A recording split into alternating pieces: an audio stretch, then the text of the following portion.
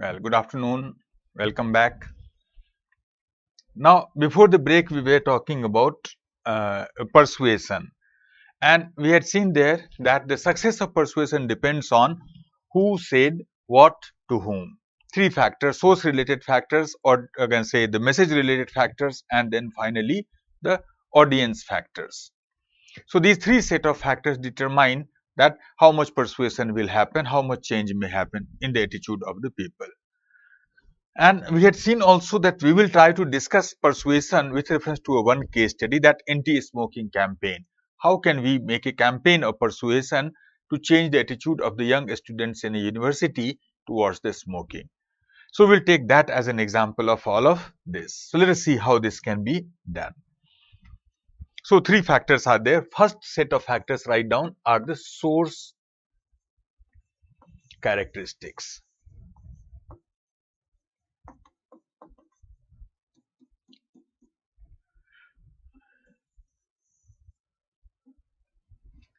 Or rather, let's wait for a minute. First of all, we will talk about the message characteristics. Then we will talk about source. So we have seen that persuasion depends on that success of persuasion depends on, or basically persuasion is an attempt to change the attitude of a person by sending effective message, convincing message in an effective manner. So how can we make message convincing, and how can we deliver that in an effective manner? Both of these two things are important. So first of all, let us talk about how can you make the message more convincing to the people. Now, two important message characteristics are there which we will talk about here. First is, write down, rational appeal.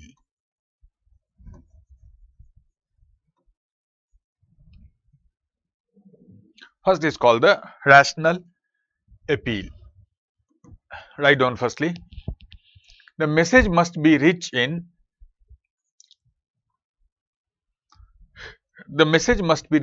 facts and figures.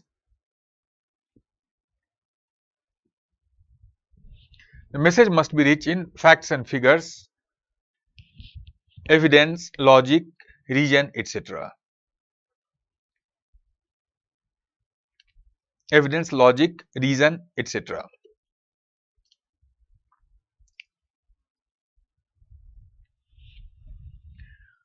So the idea here is that we are human beings, as we have been saying in our philosophy class all the time, that man is a rational animal.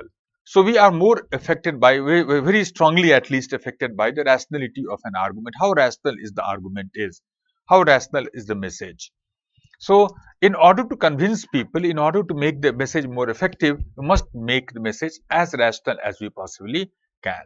How can you make the rational appeal successful? Write down further. In terms of rational appeal,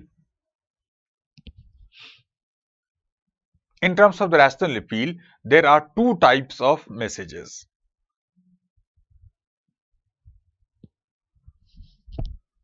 There are two types of messages. First one is one-sided message. There are two types of messages. First one is one-sided message.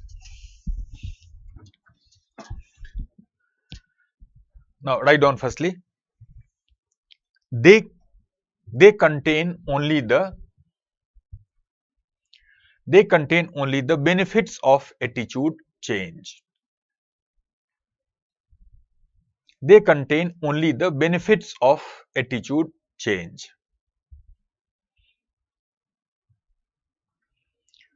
They present only, one more line, they present only one side of the argument. They present only one side of the argument.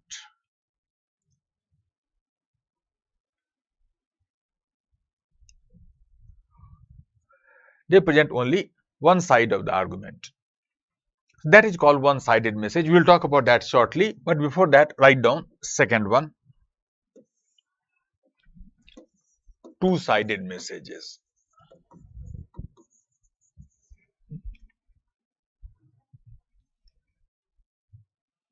Two-sided messages. Write down firstly, they contain both the benefits and loss of attitude change.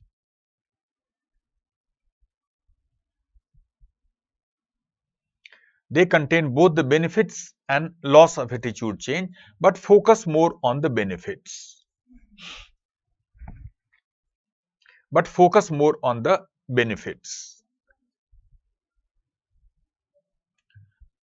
They present, one more line, they present both sides of the argument.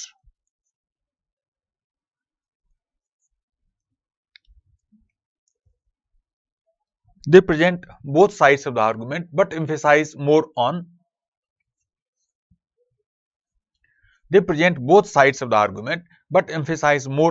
the persuader's side.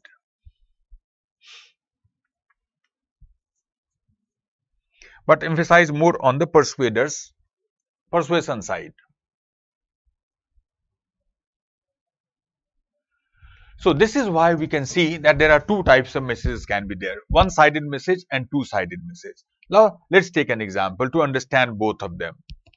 Suppose, for example, there is two people are coming to you to change your attitude towards, say, some general thing. For example, you are using some pen, for example, some product, and two people try to change your attitude and try to persuade you that stop using the product that you are using right now and start using some other product, new pen, for example.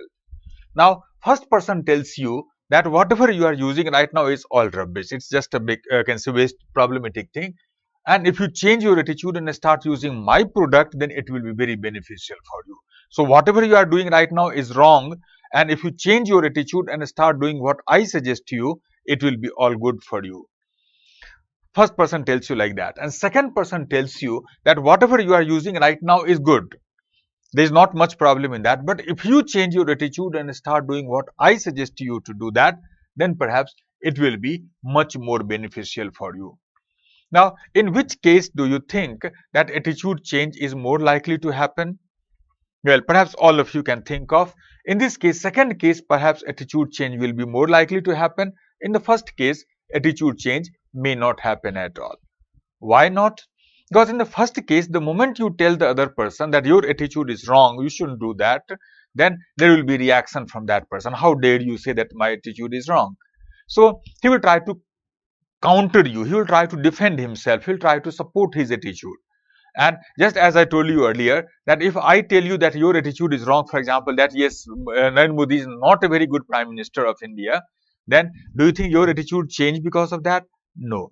Only thing that will happen, that perhaps you will start gathering more information, and ironically, paradoxically, your attitude may become stronger because of that. So that is what you can say will happen here. So this person will start countering you, arguing with you, and the moment argument starts, attitude change becomes less likely. So first principle of persuasion is that you must not allow the person to argue. So you must make the person to listen rather than to counter you, because if he starts countering you, then attitude change may possibly not happen. So the first type of, we can say, message, one-sided, create reaction amongst the people, reactance as we call it. In the second case, on the other hand, I will tell you that, well, whatever you are doing right now is good. You don't have to defend yourself, you don't have to counter, you don't have to argue with me. Now listen to what I am saying. Now in this case, you will not be threatened. In the first case, you will be threatened that my attitude is bad. How come? So you start justifying your attitude in that case. But in the second case, you don't need any justification, because we agree that your attitude is right. Then after, perhaps you will listen to. So first principle of attitude change is that persuasion is that do not let the other person argue, make the other person to listen and think. And only way to make the other person listen and think is to be a little polite. You must not be very one-sided in that case. You must present both sides of the argument. That is the meaning of the term rationality. That you should not be one-sided in your approach to convince the people. So, for example, in that anti-smoking campaign, you may tell the children that, well, smoking has some benefits also. Now, what are the benefits of smoking, by the way? Now, I find it very interesting that whenever I ask my students in my classroom, physical classroom in front of me, that what are the benefits of smoking, Initially, they start laughing, smiling maybe. And slowly, some people start coming up. So this is the benefit. Some students say, for example, that it works as a stress buster. Some students say that it increases our arousal. We feel like sleeping, then sometimes people smoke, then they become more aroused and can study half an hour extra. So it works as a stress buster also. Some people say it works as an arousal, I can say, thing and all, increase our arousal in a way. Or some people talk about many other benefits. Some people talk about the economic benefits of, you can say, smoking, that smoking gives you, so we can say, government earns so much of money in tax in smoking. The cigarette factories get so many, create so many employment there, or tobacco farmers, etc. So there is economic benefit for the society also in terms of the economic impact of economic taxes and tax benefit from the government, etc. So these are the other things also. It leads to lots of research also, scientific research study. One of my students told me that, sir, smoking prevents old age. I was surprised. How come old age it doesn't prevent? Then he said, sir, people die younger, so there won't be any old age because of that. So some students come out with some interesting answers also for that. So the idea is that, well, there are many benefits. These are the all benefits of smoking. There are other benefits also, that for many young students, you can say smoking has a normative function also. In previous class, we had talked about that smoking often brings people together. Smoking and drinking often have a social function. The students who smoke together, they normally become better friends. So it has a normative function. It brings people closer to each other. It has a, sometimes some for some students, you can say smoking becomes a sign of the assertion of their liberty and freedom. Now I am grown up. I am free person. I can do anything that I want. I am not bound by the norms of the society. So for many young students, it becomes a sign of assertion of their liberty, assertion of their freedom. You can say some sort of rebelliousness, that no, I don't care for the social norms.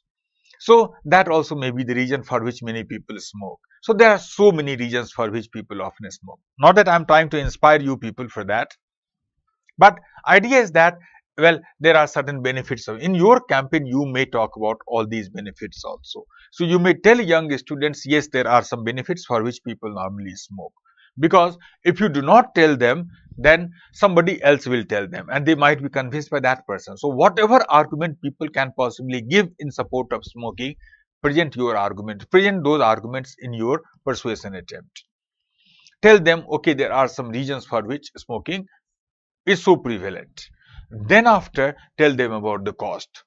That health cost for your personal health, well, cost for your finance, so much of money is spent, medical cost on the, you can say, expenditure in the smoking, cost for relationship, family, you are making other people also to smoke passively in your family if you smoke. So then after talk about, and then after the medical cost that the society has to bear on for smoking and all others. So we can talk about the cost after that.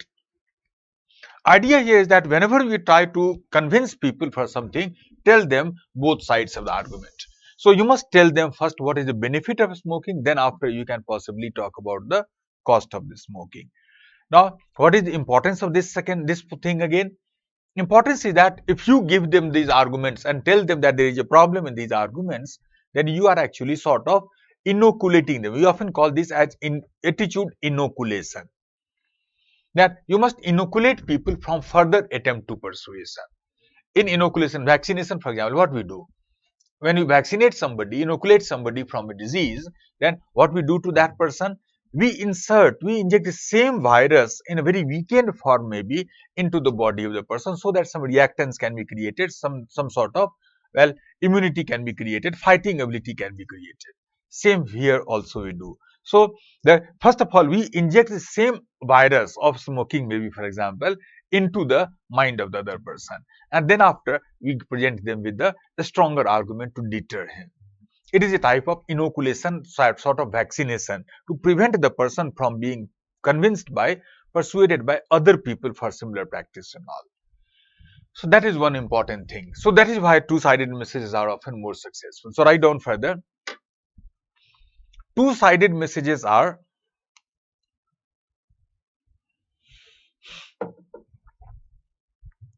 often more successful in persuasion. Two-sided messages are often more successful in persuasion. one-sided messages, write down further. One-sided messages are often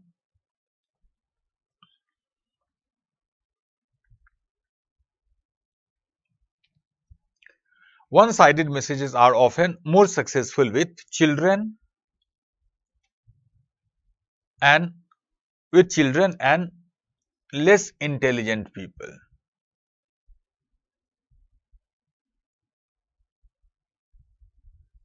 One-sided messages are often more successful with children and less intelligent people. So this is the one thing here. The idea is that normally for adults, two-sided messages often work better. The reason we had already seen. One-sided messages are also useful for some audience, particularly when the audience is small child or people with less intelligence, less IQ. Why it is important? What is similarity between them? Both of them cannot argue. Both of them cannot have the debating ability in general. They don't have the information to fight with you. So for such people, one-sided messages often works. So for a small child, do not tell him that smoking has a benefit also. They may be convinced by that past aspect itself and they may start smoking. So for small children, tell them smoking is always bad. But for normal people, be more balanced in your persuasion. That will give you an appearance of being honest, being rational. So one-sided messages often does not work. Two-sided messages often work better. Rational appeal is the first one. Then after second type of message characteristics is, write down, emotional appeal.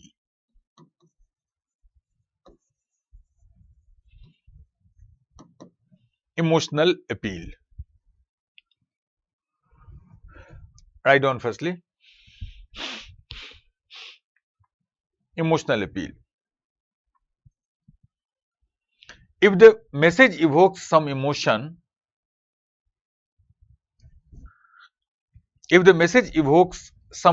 in us,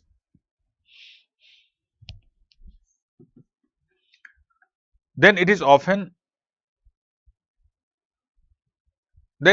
more successful in persuasion.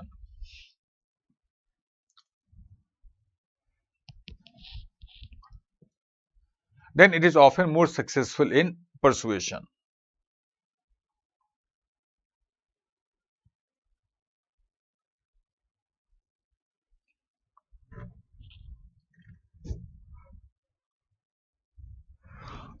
Write down further, emotions like happiness, surprise,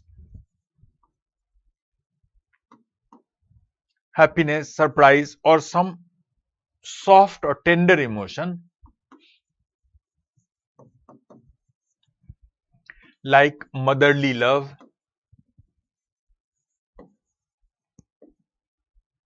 or romantic feelings,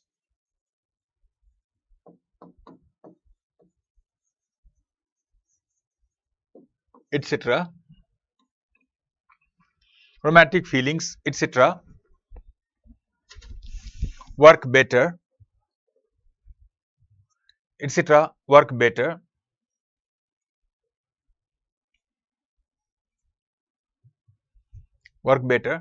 but the most effective one is the fear appeal.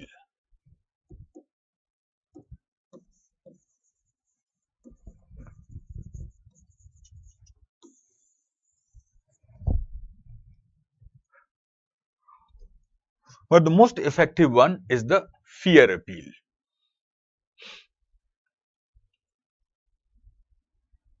So that is the next important thing. Idea here is that these emotions often work better. Emotions like, for example, well, happiness. When we are happy, for example, then it is normally seen, then we are more likely to be persuaded.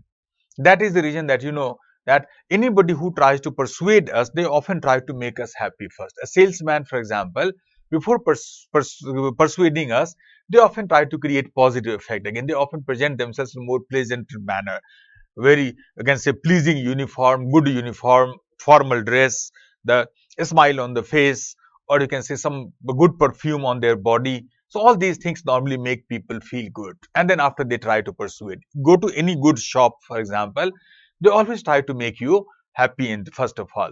So the courteous behavior by the salesman and all, or you can say the aesthetic good lighting in the place, or aesthetic placement of the objects, or you can say perfume, good perfume, or soothing music. So these things are often presented to us in order to make us feel good.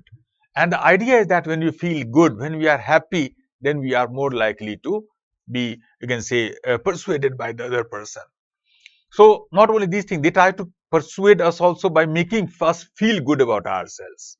That some sort of psychophancy also, some sort of praise also. So all these things normally make us feel good. And under that condition, persuasion may possibly be more likely to happen. Happiness works better. Surprise also works better because surprise is that emotion which often helps us to control our attention. So by surprising people, we can hold their attention for a longer period of time, and that may make us easily to be persuaded. Second thing is surprise. Third thing can be some tender emotion like motherly love, that mother playing with a child. Johnson product you must have seen, Maggie for example. So these products often use the mother-child bond that makes us feel good also, or romantic feeling like X. You can say the so many deodorant advertisement you must have seen. They try to create some romantic feeling in the people, and under that condition, it is normally seen that persuasion may work better. But our research have shown that the most effective one is the fear appeal. Why it is that the fear appeal is the most effective one?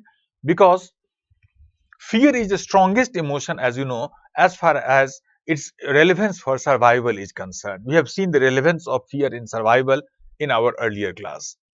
So fear normally, you can say, is related to survival. Because of that, we are more amenable to fear appeal in general. That is the reason that, in many such advertisement, you can say fear is often used as a way to persuade people. In, earlier, before any films, you can say in the theaters and all, well, that advertisement was shown that you can say when the, what was the name of that boy? Mukesh or something. Now, his lungs of a smoker and lungs of a non-smoker were linked together. And it was found that from the smoker's lung, tar used to come, and from non-smoker's lungs, blood used to come. So your blood becomes like a tar. That is, or in today's time also you can see that many advertisement, very gory, very disturbing, fearful picture of mouth cancer, throat cancer, etc. is shown to create. Or on packets of cigarette, for example, well, 70-80% of the surface of the packet of cigarette is filled with the extremely fearful pictures, like you can say these cancers and all.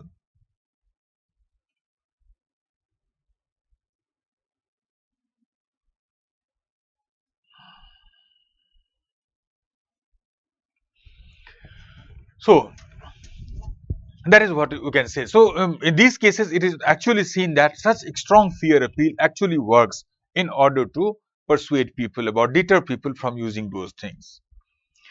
So fear appeal works better. So finally, you can see that your message must be a judicious mixture of rationality and emotionality. We are rational people also, we are emotional also. Our message must have some rational argument and some emotional argument as well. So for example, if you take that example of ODF campaign, in India, then in order to make successful ODF campaign, rational appeal can include the appeal to the dignity of the people, or you can say the privacy. These are the rational appeal. So you can tell them people that open defecation is the violation of human dignity against your privacy, etc. That is a rational appeal. Or emotional appeal can be that in this case you can talk about, you can say the disease, for example, or crime.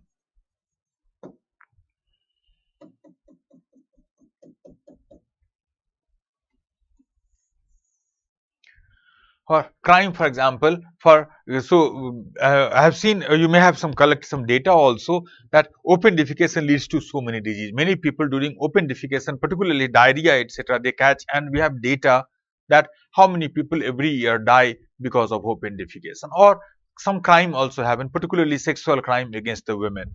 When women go out for open defecation in the night sometimes, then they often become victim of the criminals, predators in a way, human predators. So by talking about dignity and privacy, you can appeal to the rationality of the people, and by talking about disease and crime, you can appeal to the the emotionality of the people. In that anti-smoking campaign also, that rational appeal can be, we can say, economic, because financial cost and all those things, relationship cost and all. And the fear, emotional appeal can be the health, or you can say other relationship benefits and all. So we can talk about both of these two arguments, put both of them combined together to make a very convincing message. This is how we can make our message more and more convincing. After making a convincing message, you have to deliver that in an effective manner. How can you deliver that message in an effective manner? Well, this is where the second set of characteristics comes up. Write down source characteristics.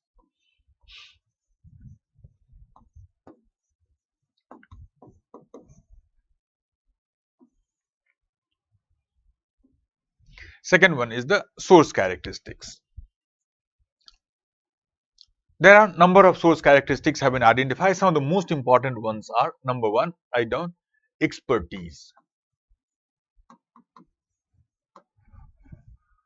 First important source characteristics would be expertise. So write down further. If the source is perceived as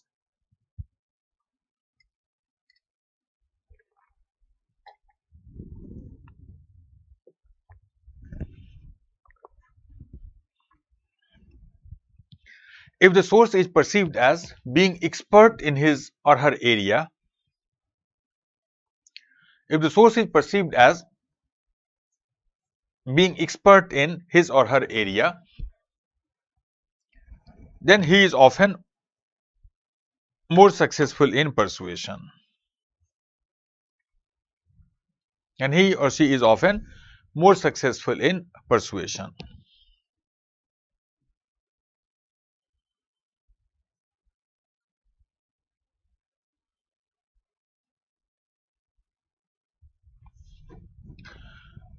So that is the first important thing here. The idea here is that experts are often considered to thought. We think that experts know about what they are talking. So since they know, then they must be telling the truth. So we are more likely to trust them. We are more likely to be persuaded by them.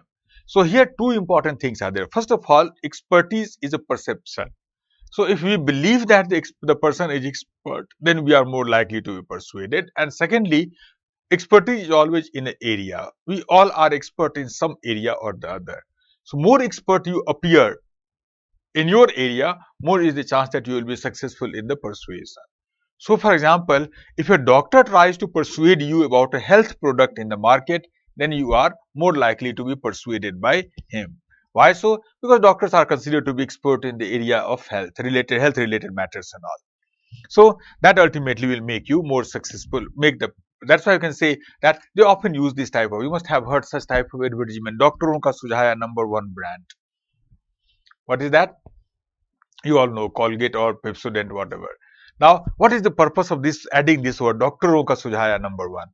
Now, by using the word Doctoron ka sujhaya #1 brand, well, they are invoking the factor of expertise here. That doctors are expert, and if the doctors say that this is #1 brand, then, well, we must be persuaded by that. So, a doctor is more successful in persuading people about the health related matters. So, whatever we are expert in, we can try to persuade people in that area. If I tell you, for example, about a book of ethics that may be very good for your subject, your preparation, then you may be more easily persuaded. Because I may be considered as expert in, well, the ethics related matters.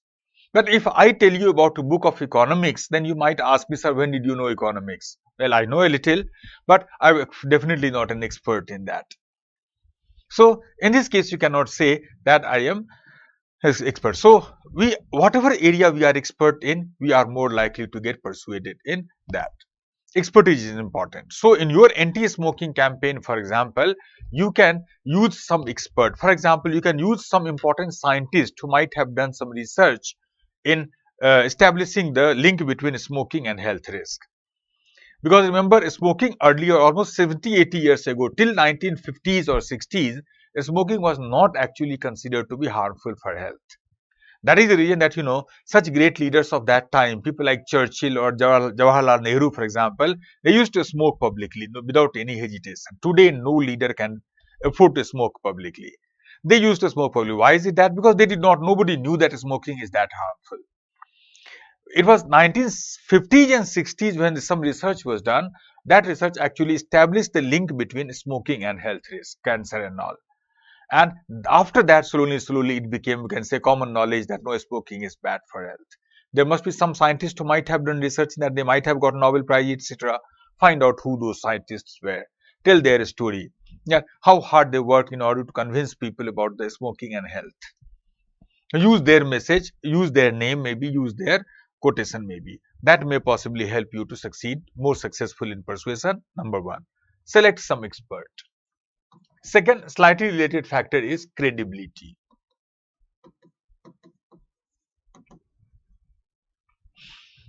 Credibility. Now, write down firstly, if the source is perceived as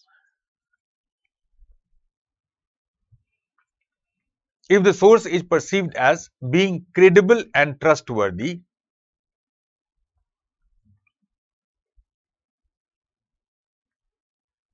if the source is perceived as being credible and trustworthy,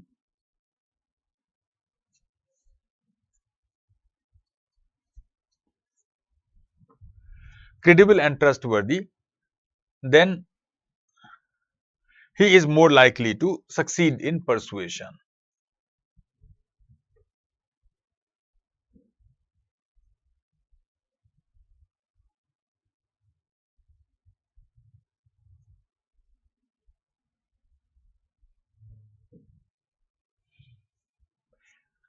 So, credibility is the second important thing. The idea is that how trustworthy is the source. Well, credibility may come from the expertise also, but it may be not because of that. Normally, can say experts are credible also, but not always. Suppose, for example, a doctor tells you about a new health product. You may be persuaded. But tomorrow, suppose you come to know that this health product is made by a company whose CEO is the son of this doctor. Now, after that, perhaps his credibility may be a little less after that. Because you may possibly start thinking that this doctor is trying to promote the product of his son's company. His credibility will lose, persuasion will become less effective. Or suppose, for example, if I tell you about a book of ethics, and you may be persuaded initially, but later on, suppose you come to know that this book is written by a person who is my very close friend. Then after, perhaps my credibility will be a little less. You may be a little more cautious. You might start thinking that maybe sir is trying to promote the book of his friend. So my credibility may be less. Idea here is that source must have all those characteristics. Source must not have any personal interest in that. So if I try to promote something, persuade you something for my benefit, then perhaps that will become a little manipulation. There is a difference between persuasion and manipulation. So persuasion is basically an ethical concept. I try to persuade you for something which may be beneficial for you. But if I try to persuade you to do something which is beneficial for me, not for you, then that will become manipulation. That can become a problematic thing. So that is one thing that we have to do. So the source must not have his personal interest involved in the topic. He must be honest, he must fulfill all the characteristics of trustworthiness that we had discussed in our earlier class. So the source must be ethical, he must be reliable, he must be authentic, he must be honest, he must be confident about whatever he is suggesting for, and he should be known for taking a stand. So all these things ultimately make him more credible, more trustworthy. Trustworthy sources are often more successful in persuasion. Second point. Third is, write down, attractiveness.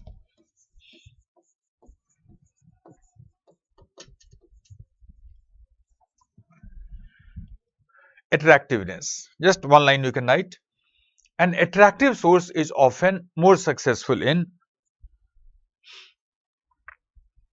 persuasion.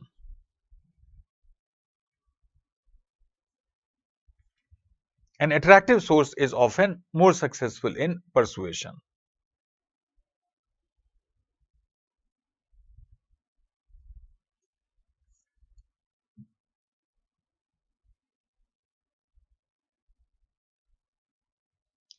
So that is another important thing. Attractiveness plays a very important role in that as well. So attractive people often, you can see, make us feel good. That is the reason that, under that feeling good, we are more likely to be persuaded. So that is the reason that, the people like Shah Rukh Khan, or you can say Priyanka Chopra, etc., get so much of money in the endorsement, because they are perceived by the people as attractive. One important reason also is that attractive people often work as a type of role model.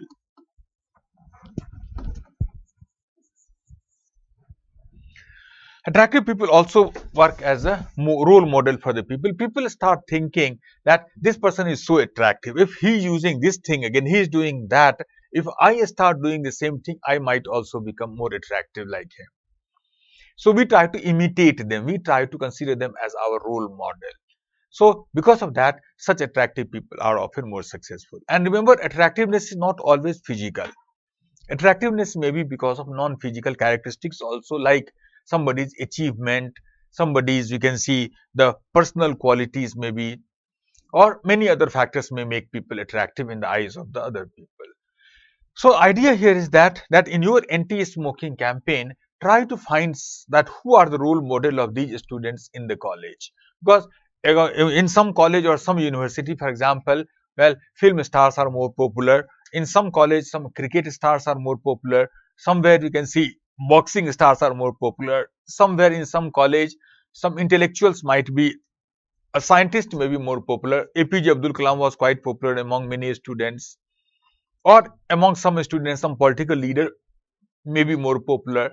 So find out who are the role model of these children in that college, that university. And once you can find them out, then try to use their service. Perhaps they try to approach them to become your messenger, to convey a message, their photograph, their video, their message, etc. to the people. People may be more likely to be convinced. So attractive people often become role models for us. Amitabh Bachchan, for example, that is the reason that he is often used as a brand ambassador for many such social campaign, like Save Tiger campaign, or Swachh Bharat campaign, or you can see the Swasth India campaign. Many such campaign he has been a brand ambassador for that. Idea is that such people often become role model. People try to copy them. People try to imitate them. People get inspiration from them. So that is the third important thing. And then after, fourth important factor may be social status.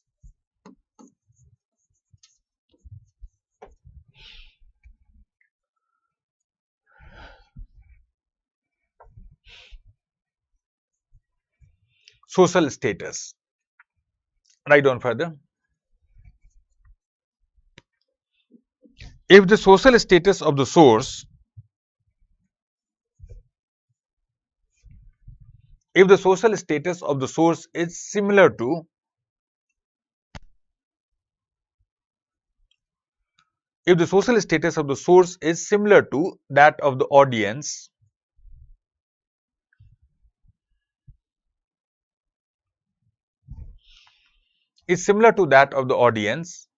then he is more likely to succeed in persuasion.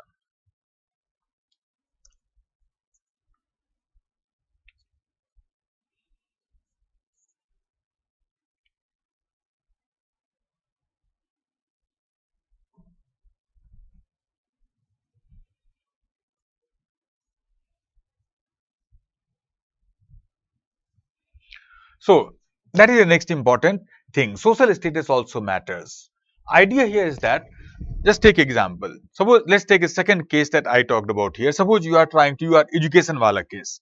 Suppose, for example, you are trying to persuade the slum dwellers about the importance of education, sending their children to school rather than to the child labor factory. Suppose there are two officers are there, say A and B. Both of them are trying to persuade the people in the slum area to send their children to school. Both of them make a very convincing message, and they are going to deliver that message, tell them, persuade the slum dwellers about the importance of the education. Now, first person, suppose he is a tall person, very smart person, and wears a very formal dress like tie, suit, hat, or he goes in a big Mercedes car, surrounded by 10 people. All of them are, well, dressed in such a formal dress like suit, tie, etc. This person speaks very fluent English. He sits on a chair and makes everybody to sit on the ground. He speaks fluent English and he uses a translator to translate his message to the audience. This person, on the other hand, he wears a normal clothes like a middle class person. He goes in normal car. He sits on the ground with everybody and speaks in the same language and try to persuade them that education is very important. In which case do you think that persuasion is more likely to happen? Well, our research tells us that in this case persuasion may happen more, in this case persuasion may not happen. Why so? Because people may listen to his message, first person, more attentively, but people will not think that it is relevant. But people may start thinking, oh, he is such an upper class person, big person. Education is important for big people like him, not for us. We are the poor people. So what will our children do with education? So people never find his message to be relevant. For this person, on the other hand, people may think, oh, he's just like us. So if he can become an officer by education, then perhaps my children also can become education. People will be more persuaded in that case. The idea here is that similarity of the social status often increases the relevance of the message for the audience. People start thinking, okay, that person also belongs to our social status. If he is benefiting from this particular thing, then I might also benefit. But if somebody is very high and you are very low, then that person may not be able to succeed, may not be able to persuade us that effectively maybe. So that can be another problem. So in your anti-smoking campaign, for example, you can use some student leaders also. Some student leaders also as a part of your campaign. Sometimes we are more convinced by our friends than by the Prime Minister of the country also. So whenever you are trying to make a campaign, include people with a similar social background as a part of your persuasion campaign. So in anti-smoking campaign among a student, use some student leader. If you want to persuade the, you can say, the slum dwellers about education, then make some slum people as a part of your campaign. If you want to make ODF campaign successful, then make some people in the poor area of the people who already have the you can say toilet. Use them as a part of your campaign. So bring people a part of your campaign again. That will make your persuasion more successful. So these are the 4 important facts. There are others also, but they are the most important one. So select your good message. Then after, well, each of these, some message you can deliver. Remember, campaign has many messages. Some message can be delivered through an expert, a credible person, an interactive person, a role model, or people with a similar social background. So different message may be delivered through the different types of people. By delivering that in this manner, you can possibly make your persuasion attempt more successful. Let us see. I have some question here. Nimai, sir, how self-realization helps us to change our attitude through persuasion? Nimai, self-realization does not require persuasion. In fact, persuasion is an attempt to bring about a self-realization. If self-realization is already there, then persuasion is not necessary. So suppose, for example, if you already realize that smoking is bad for health, then persuasion is no longer necessary. So I need to persuade you in order to bring about this self-realization in you that smoking is bad, don't smoke. It is. So ultimate purpose of persuasion is the self-realization. If you have self-realization, automatically persuasion may not be necessary after that. Next question, Subham. Sir, Raja Ram Mohan Roy banned sati. No, he did not ban sati. He started a movement against sati, and Britishers government banned it, which was declared anti-social in that time, and also he was opposed various times. So how we can link this case with persuasion? This Subham we have talked about in the previous class, that Raja Ram Mohan Roy became a minority first of all, and then after, well, he tried to persuade people, and a large number of people, he did face a problem, as we have seen in the minority influence class, that he did face a problem that every minority faces sometimes or the other, but ultimately he was successful. So you can see that more from the perspective of the minority influence that we discussed in the previous class. So that is the source characteristics here. Now next important thing is, third set of characteristics will be the audience characteristics.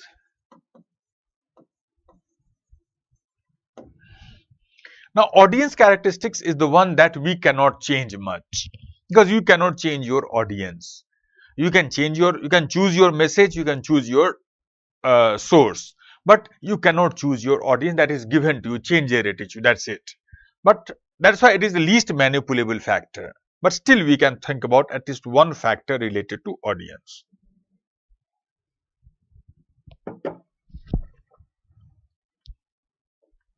So write down in this one, first factor, only factor that we'll talk about is age.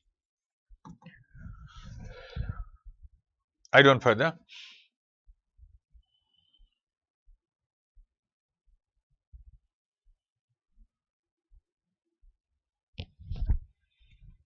Age. Write down further. If the audience belongs to the age group of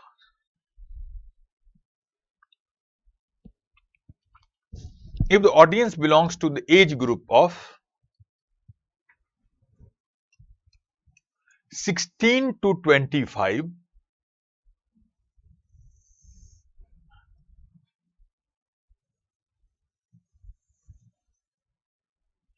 if the audience belongs to the age group of 16 to 25, then he or she is often more successful in persuasion, more susceptible to persuasion. Then he is often more susceptible to persuasion.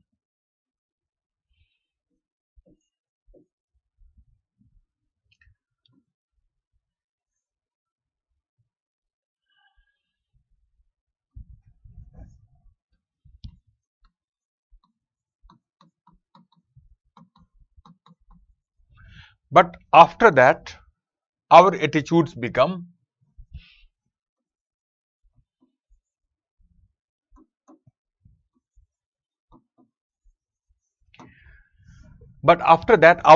attitudes become more rigid.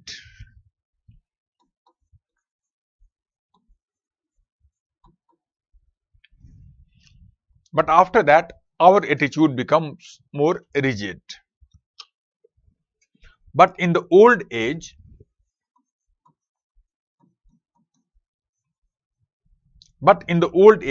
particularly after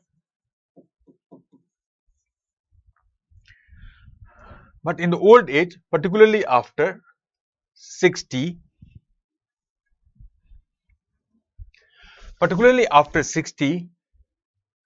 our attitude becomes flexible again.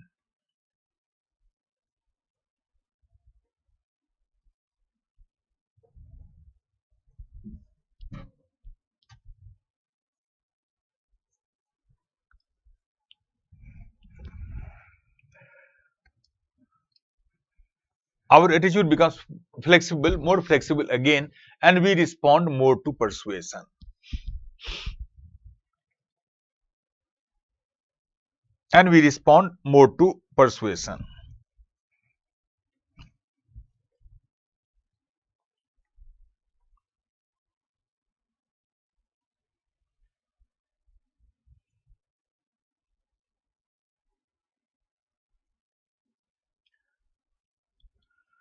So this is the next important thing. The idea here is that these three important age groups, this type of curve has been found between the susceptibility to persuasion y-axis and age x-axis. So it is normally seen that between this age group, first of all, 16 to 25, people's attitude is more flexible. You all belong to that age group. So at this age group, you know why it is flexible? Because at this age group, you know that young people are always looking for a meaning of their life. For example, what is the meaning of life? What is the purpose of life? So what is it that I have to do in my life? So they try to find the meaning and purpose in their life. Because of that, they are very open to the new things in their life. They are more, you can say, experimenting. They try to adopt new things very easily. Young people like this one. Young adults. So young adult of this age, normally they try to adopt a new fashion, new hairstyle, new cloth, new design, new style, new can say the political affiliation, new groupings, new friendship. So they are more open to the new things in their life, new subject study. So they are more open in their mind. They are experimenting. They have to experiment in their life, that what is it that is suited to me the most. By 25 years of age, two important changes happen in our life, or maybe in India it might be, well, 32 years or so. So by this age you can see that two important changes happen in the life. What is that? First, 32, because, well, UPSC age limit. So by this age, two important change happen in our life. First of all, people get a job, and once you get a job, then that has two important implications. First implication is that after you get a job, then for the next 35 years, your life is more or less settled. Right now, there is no clarity about your life. Are you 100% sure what you will be doing to next year at this time? Nobody can be 100%. You might get a new job suddenly. You can try to do something new maybe. So right now, there is no clarity about your life. You are open to many paths. You can do this also. You can do that also. But once you start a job, career, then after for the next 35 years, there is a clarity. This is what you have to do next year, and so on. So there is a clarity in the life. There is a certainty in the life. There is a, well, lack of, can say, ambiguity in the life. That is the first change. And secondly, once people start a job, then there is a burden of responsibility. So because of that burden of responsibility of the workplace, they cannot experiment with something new. So that is the thing. So that is the first change that happens at this age. And second change that happens at this age is the marriage. And after marriage, private life also is settled. Right now, most of you may be unmarried. So for you, for example, there is no clarity who is the person with whom you are going to spend your rest of your life. So you are open to many new relationship at this point. But after you get married, then there is a clarity about private life also. You know who is the person with whom you have to spend the rest of your life. So in that case also you become more clear. So private life as well as public life, all of that becomes very clear, very settled in that case. Because of that, people have neither need nor luxury of experimentation. Because of both of those two factors, the attitudes become very rigid after that.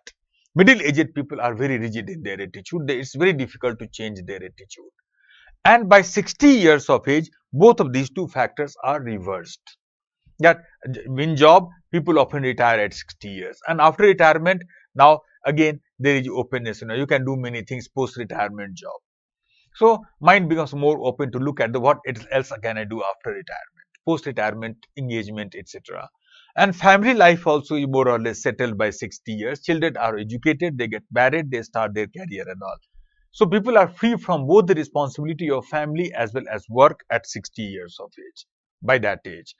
So because of that, later on, their attitude, their mind becomes more free, more open, more experimenting, maybe open to the new things. And because of that, their attitude becomes more flexible. So it is normally seen that children are more flexible in their attitude. Old people are also more flexible. Middle-aged people are more rigid. That is the reason that that in many families you must have seen that children and grandparents often go along very well with each other. Somebody told me that they go along so well with each other because they have a common enemy in between. Well, jokes apart, idea is that the children and old people are often more, flexible in their attitude. Middle-aged people are normally more rigid. Reason you have already seen.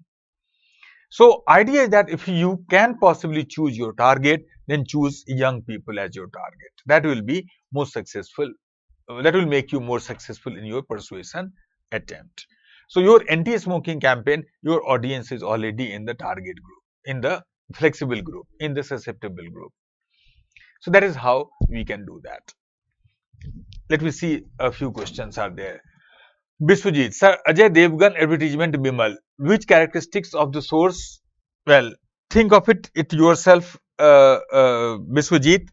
What do you think? Is it expertise? Of course not. Credibility? Not much. Social status? Definitely not. Attractiveness? Maybe yes. So he is a film star. Many people consider him as an attractive. So nowadays in Bimal Pan Masala, or not only Ajay Devgan, but even Shah Rukh Khan or Akshay Kumar are also there. So they are more attractive people in the social standard of attractiveness. So third factor may be there for that advertisement. Next question, Nimai. Sir, how social media, especially YouTube and Reels, influence persuasion? That is an attempt to persuade itself. So social media is actually, and almost everything, that's I told you that almost everything that you look at social media, somebody is trying to persuade you. That is an attempt to persuasion. How successful it is, it depends on many of these factors. So that is how we can make persuasion successful. So that's all about persuasion, as you can say the attitude change method. That is all about attitude that I had planned to study with you, and that is also all about the psychological aspect of your syllabus. So that is about one major part of your syllabus. Now, rest of the class today and a little of tomorrow's class, we will discuss about some of the governance related topic. So, some topics we have discussed, that we did tell you that what we have already done and where. Some more topics we will talk about today. So, next topic, apart from psychology now, psychology part is also over with this.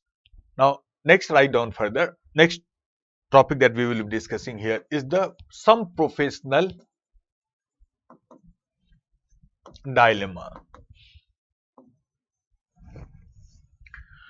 Some professional dilemma. The idea here is that what we are going to discuss now is that whenever we work in a particular profession, then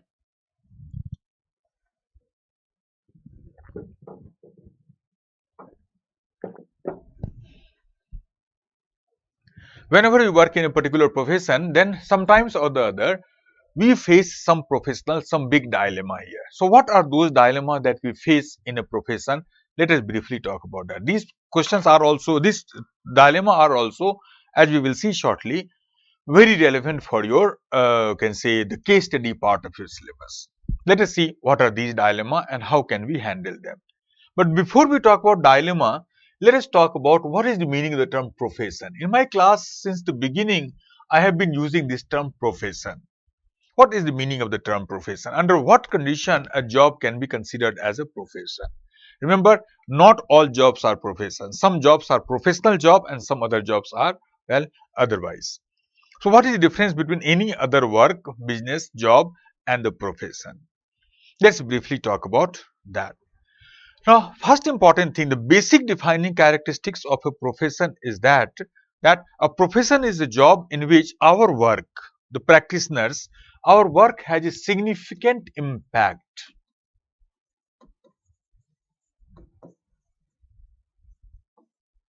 Significant impact on the life of other people.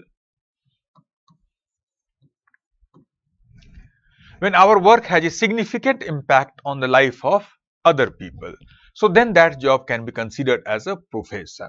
Basic requirement of that. So, for example, from this point of view, medical science, first of all, is a profession. Because work of a doctor has a very significant impact on the life of the patients, in a way, life and death. Medical science is not a job. Doctor is not a job, it is a profession. Similarly, engineering. Engineering is a profession, not any other job. Or, for example, well, legal profession we talk about. Legal profession, because again the legal professional's job has significant impact on the life of the people. Or we can say the accountancy, for example, can be a chartered accountancy can be a profession. It is not a normal job. Or, for example, media is a profession. Or you can say teaching is a profession. Teaching is a profession, and most importantly, civil service is a profession. So all of these are the profession, they are not the normal job. So when we say profession, then we mean all of these things in a way. So first important defining characteristics of a profession is that profession is that job in which the work of a person has a significant impact on the life of other people. Basic requirement. But after that, for any job to be classified as a profession, it must fulfill three important characteristics.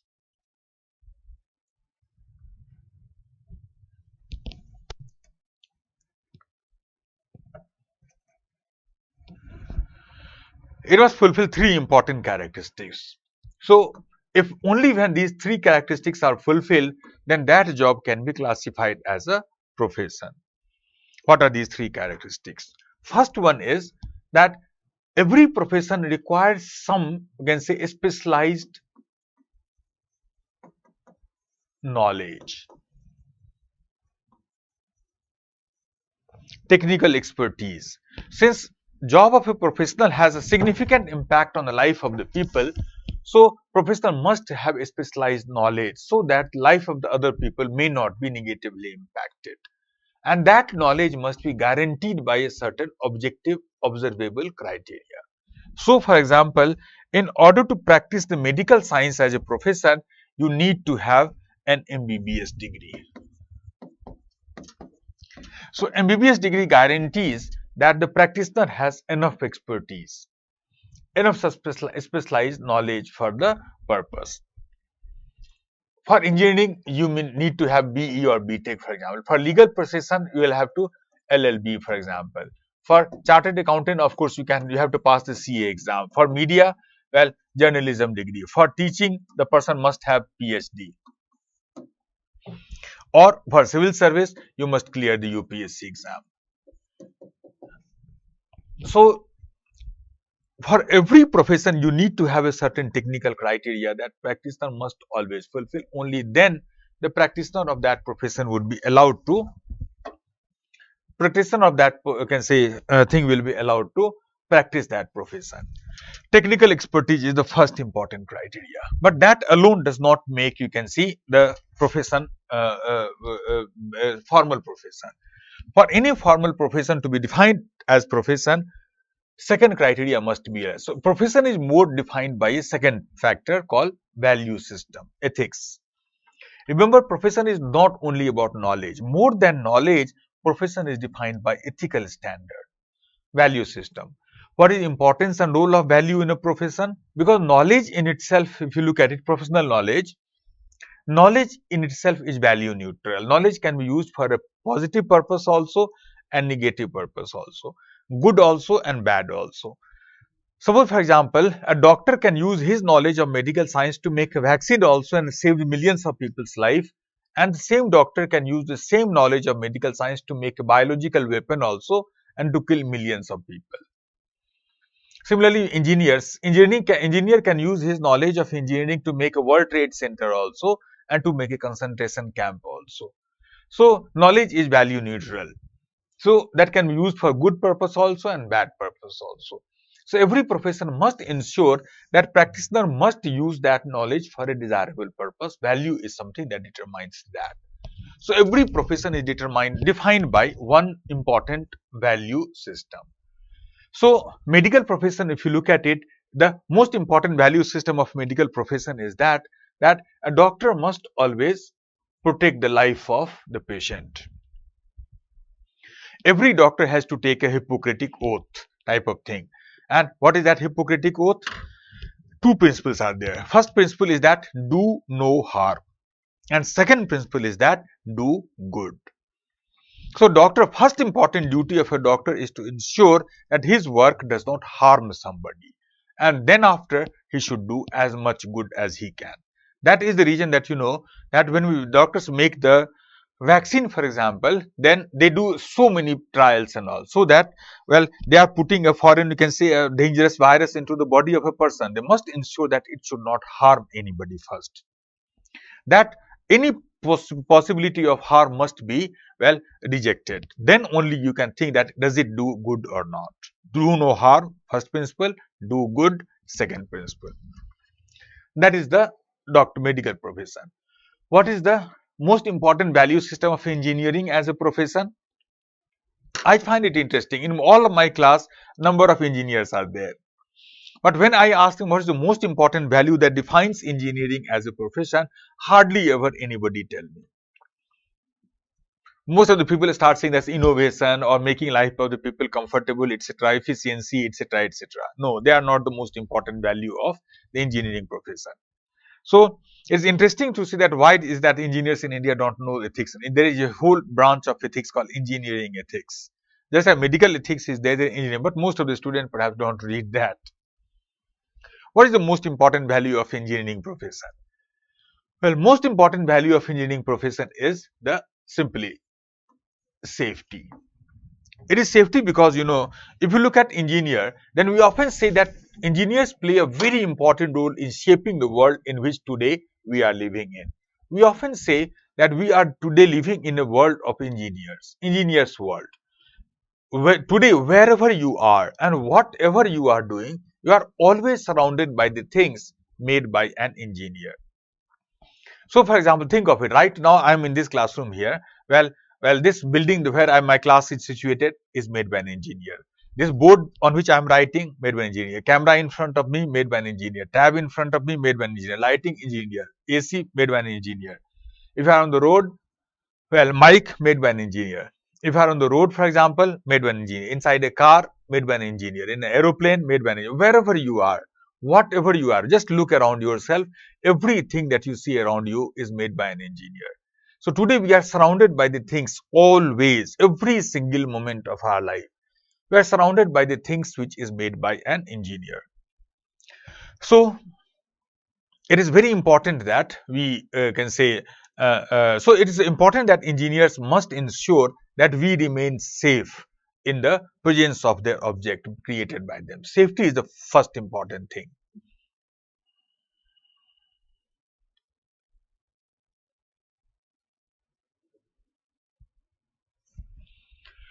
So it is their duty, engineers' duty, to ensure our safety when we are using that. They must always, everything else comes after that only.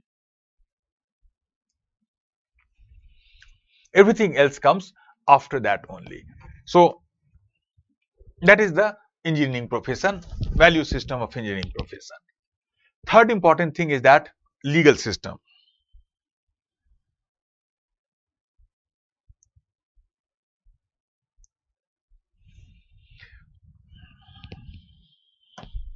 Just a minute.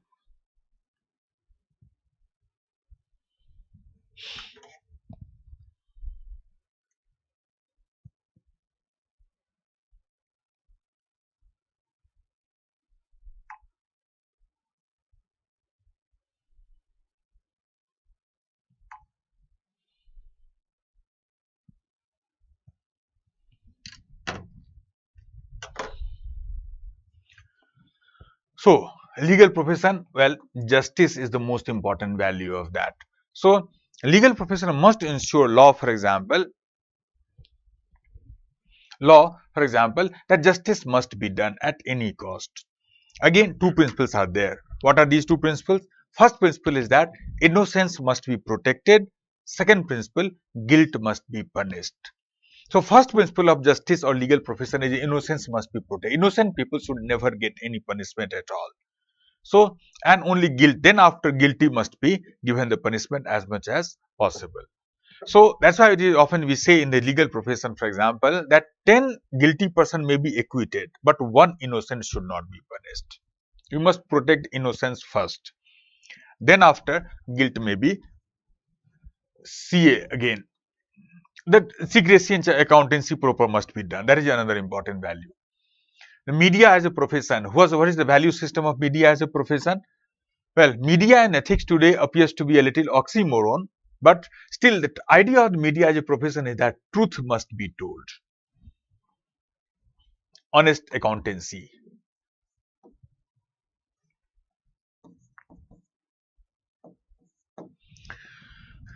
Or rather, let's call it honest accountancy might be the professional value of CA.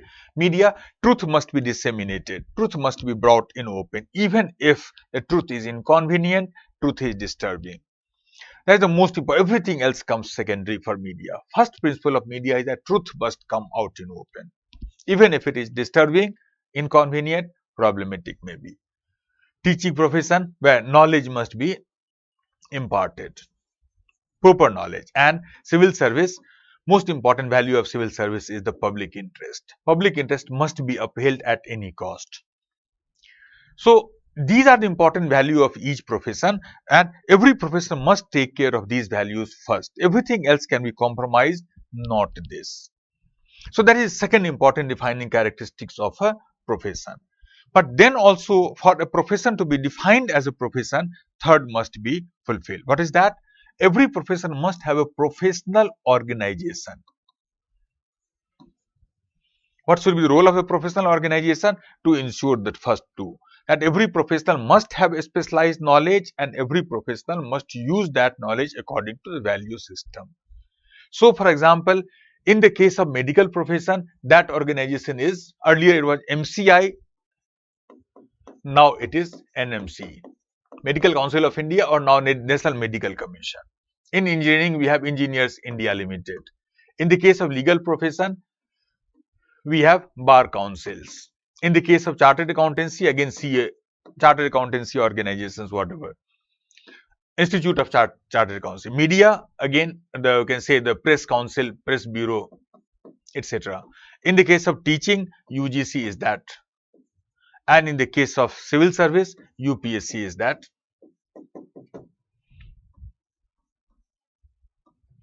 That organization. So, these are the organizations which ensure that every practitioner have this knowledge and they use that knowledge according to these value system.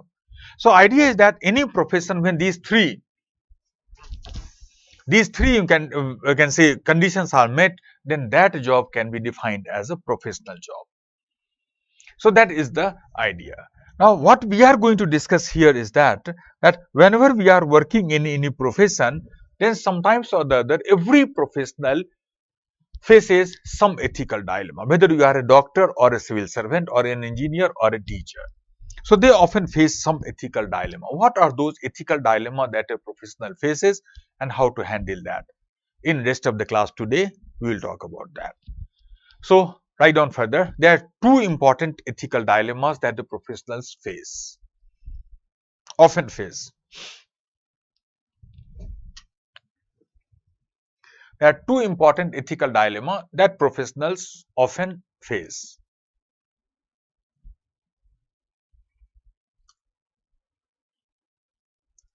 Okay, before that, let me take a question, I think. Biswajit, sir, contemporary time doctors of a private hospital main aim profit maximize rather than life saving. Is it professional?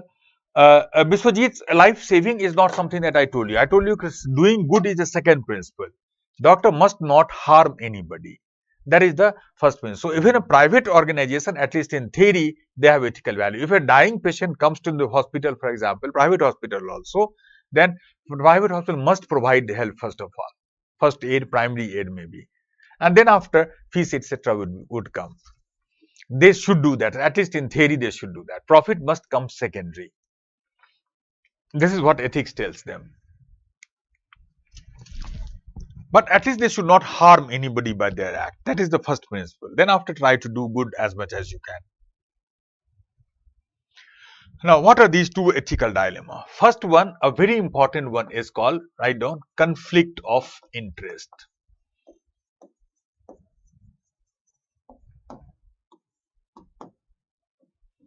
Conflict of interest. Now, conflict of interest, as you will see shortly, is a very important topic, particularly for your, both of these two dilemmas are particularly important for your case study, as I told you earlier. But this conflict of interest appears to be very important even for your section A exam, because for last 4 or 5 years, at least 3 questions I remember have been directly asked from this topic. There was a question, well, write a short note on conflict of interest. There was some other question also that we will discuss shortly. So, let us see first of all, what is that conflict of interest? How can we handle that? Write down firstly, when the work of a person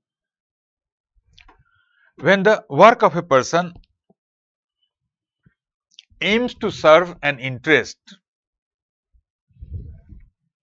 when the work of a person aims to serve an interest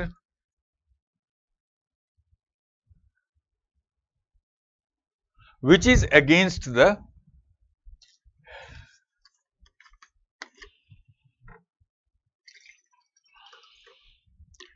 aims to serve an interest which is against his obligation or her, which is against his or her obligation as a civil servant,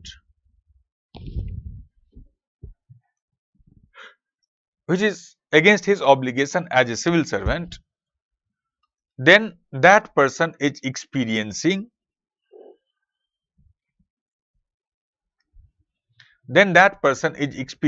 a conflict of interest.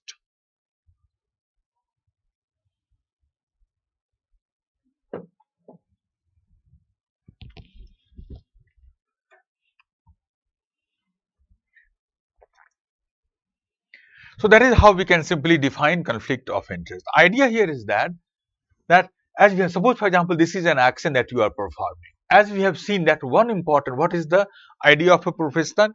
Professional idea of the profession is that as a professional, our action must be guided by a value system. In civil service, what is that value? Well, public interest. So that is how we can say actions are guided by the value. That is what we call the ethical value. You can say choice and all ethical action. So a professional's actions must always be guided by the value system. But suppose for example, as a professional, you have some other, say, a private interest. Suppose you have some other private interest, and that private interest also tries to, I will give you some example of those private interests shortly. But if suppose there is a private interest that you have in your life, and that interest also is trying to influence your action, then you can see that you are experiencing a conflict of interest, because there is a conflict between your public interest, which is professional, and your private interest, which is personal. So that situation is called conflict of interest. The public interest, professional interest, and the private interest are in conflict with each other. So that is how we define a conflict of interest. We'll see some example of that shortly. But change the paragraph, then after write further a few more lines. Conflicts of interest are problematic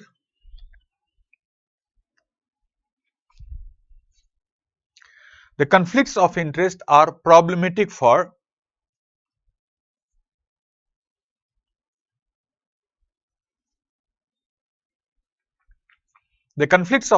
are problematic for civil servants because they threaten to undermine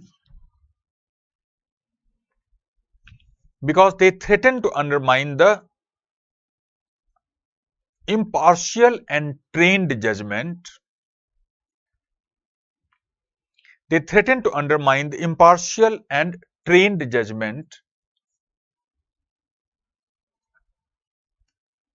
that a civil servant is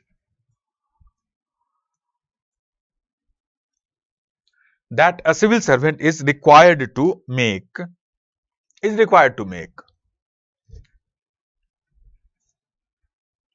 Impartial and trained judgment that a civil servant is required to make.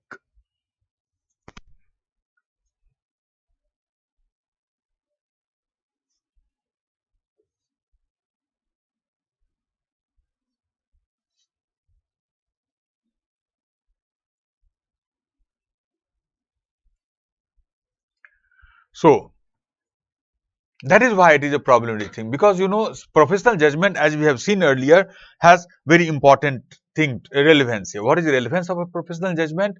Because professional judgment influence life of the people significantly. That judgment cannot be impulsive in a way. So in order to ensure that professional is able to make the correct judgment according to the value system, a professional is given a lots of training.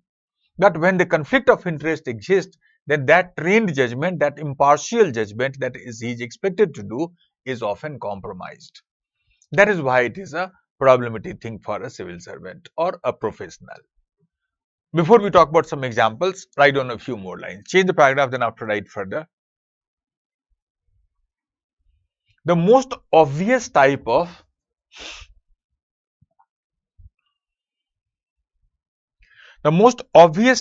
conflict of interest is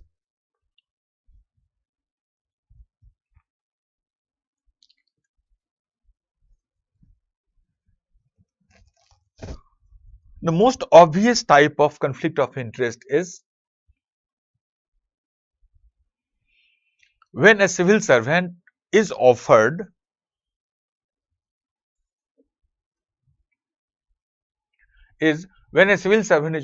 a gift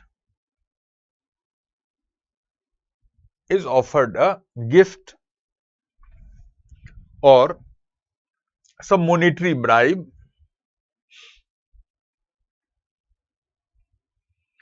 or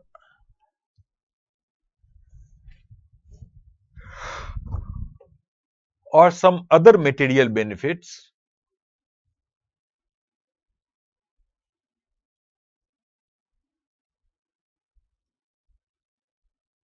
or some other material benefits in order to influence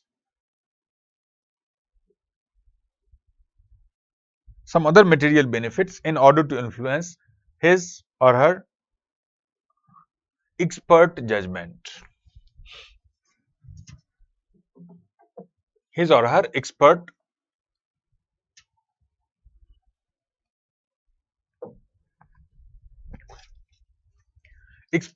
judgment. This often hampers his ability to maintain this often hampers his or her ability to maintain the integrity of his professional judgment. This often hampers his or her ability to maintain the integrity of his or her professional judgment.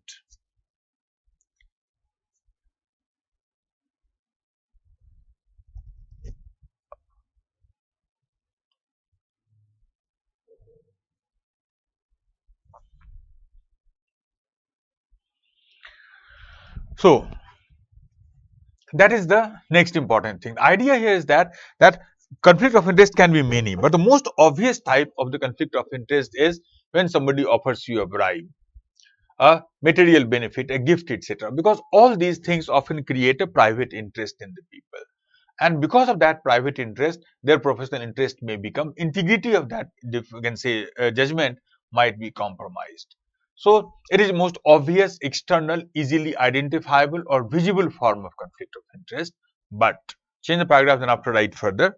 But some conflict can be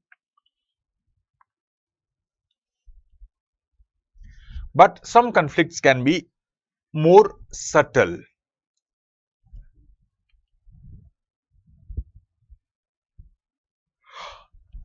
That is how you write it, S-U-B-T-L-E. We don't pronounce it as subtle. It is subtle, S-U-B-T-L-E. B is silent when we speak. But some conflicts can be more subtle. For example, when a professional enters into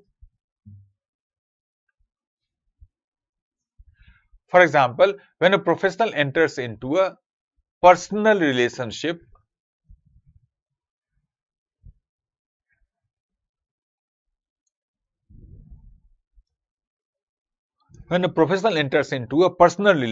with a client.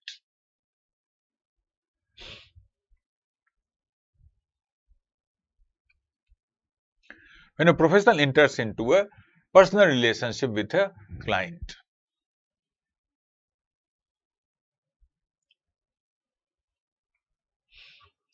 Now, this is the next important thing. The idea here is that that example that I gave you, that when somebody offers you a money or a bribe or other material benefit, then that is a very obvious. But sometimes conflict of interest can be more subtle, more deeper also, more micro also, invisible also. And most common such subtle micro conflict of interest may be when a client enters into a personal relationship. That personal relationship and public interest may be in conflict with each other. Let's take a few examples. I will give you a few examples that will help you to understand what is the meaning of this conflict of interest. One case I will discuss, this case we had already talked about in some other class earlier. Try to recall in which class did we talk about that. So, think of it. Suppose, for example, you are an tax officer, you are an IRS officer or a tax officer. Now, suppose once you had gone for some vacation, some holiday somewhere, and you can see some vacation somewhere, and you spend 15 days there, and you you meet a person there, and you establish a very good rapport with that person suddenly, and you enjoy a lot together. After 15 days, I hope you remember this case. After 15 days, your vacation is over, you are coming back to your home. Now, this person tells you that we enjoyed so much of together, so much rapport is there between us. Let's make this relationship that we have developed here in this resort a permanent friendship. Now, you come to know that this person who is trying to make friendship with you is a very rich businessman, and he has a business interest in a city where you are, or you may be posted as a civil servant, as a tax officer. Now, this will create, if you accept that friendship offer, this will create a what we call a potential conflict of interest. Remember, we often talk about two types of conflict of interest. It may create a potential conflict of interest. What is a potential conflict of interest? Potential conflict of interest is a situation in which that we do not have direct conflict of interest right now, but we are putting ourselves into a situation which may possibly create a conflict of interest in some future time, in some future period. So that is what we call a potential. There is a potential of a conflict of interest. There is no reality right now, but there is a potential. So tomorrow it may happen that this person's tax file may be on your table. Now your personal friendship with that person may conflict with your duty, your obligation as a tax officer. You will be more likely to help your friend rather than, well, do your duty as a tax officer. This will create a potential conflict of interest. So there are two types of conflict of interest we talk about: potential conflict of interest, and second, as we'll give you another example of that, is called actual conflict of interest. Again, there was a second question that was asked in the UPSC exam a few years ago, that what do you mean by potential and actual conflict of interest? There also you have to define conflict of interest, first of all, the way we have done earlier, and then after you have to differentiate between the two. So in the first case, if you accept friendship with that businessman, then there is no problem right now that you are facing here. But in the future, there may be a conflict of interest. You are putting yourself into a relationship that may possibly create a conflict of interest in some future time. On the other hand, some conflict can be more actual, more real. Let's take a second case. This case that I am going to discuss, it was asked in the UPSC exam a few years ago. Question was, it is a UPSC question. Suppose, for example, you are a PIO, Public Information Officer, in the RTI department of your office. Now, one day somebody from the public, well, files an RTI application to you in which the person demands some information about a case in which you yourself and some of your colleagues had done something wrong. Now, if you reveal that information to the public in that application, then, well, you may actually put, you may be in trouble. Now, this is a situation of conflict of interest, because on the one hand, you have a private interest that yes, you have done something wrong in a case, which if it becomes public, then can put you in risk. And second thing is that your public interest, that you must provide that information to the public. So now that will be an actual conflict of interest. In this case, you actually find yourself in a situation when there is a conflict of interest that is existing. So in this situation, what you should do? That was the question. What would you do in such a situation? So conflict of interest can be potential, or sometimes it can be real, it can be actual. Let us see how can we handle that. Change the paragraph and then after write further. The best way to handle a conflict of interest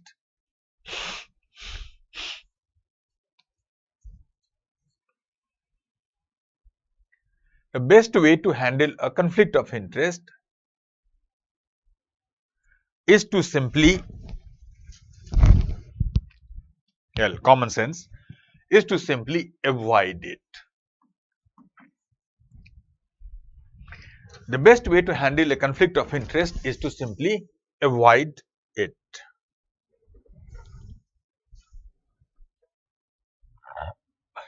Is to simply avoid it.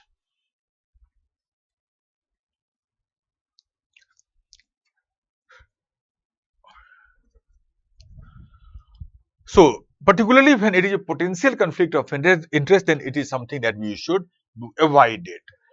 So, in that, you can say a rich businessman trying to make friendship with you, what you should do in that case? This is the thing that you should do, avoid it. So, politely tell that person that, yes, I am thankful to you that I enjoyed so much with you people, but I am sorry that my job does not require me to mix with the rich people. That will create a potential conflict of interest for me, that may create trouble for my professional integrity. So saying that you should respectfully keep away from such a person. Idea is that what we suggest that a civil servant, in order to lead a clean life, they must always keep distance from some type of people in the society, like for example, criminals, politicians, big businessmen, and media people. So because these are the four people who often create conflict of interest for the civil servants. So every civil servant should try to keep away from these four types of people in their work. So rich businessman try to avoid. So a civil servant must always lead their personal life also so clean, so separate, so isolated from the other part of the society where conflict of interest can be possibility. Otherwise, there may be a problem. Do not put yourself into a situation which may possibly create trouble for you in the future as a civil servant. Keep a clean life, keep a conflict-free life. That is the first important thing. But if avoiding is not possible, write down further. If avoiding is not possible, if avoiding is not possible, then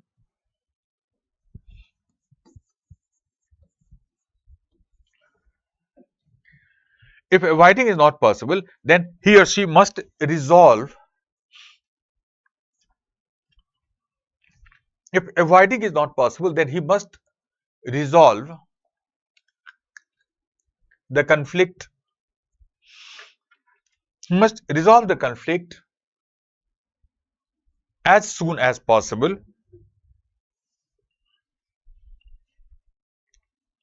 He must resolve the conflict as soon as possible in such a manner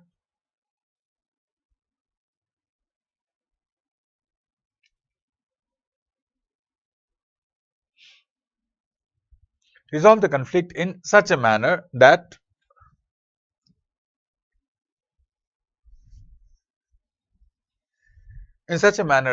public interest is upheld.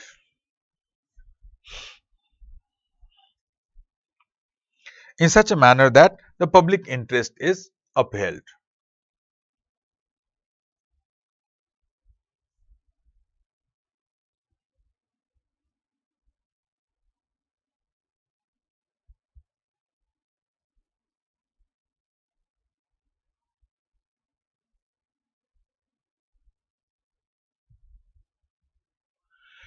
So that is the second important thing. If avoiding is not possible, like in the case of PIO, second case that I talked about, you cannot avoid it because you are already in a situation now.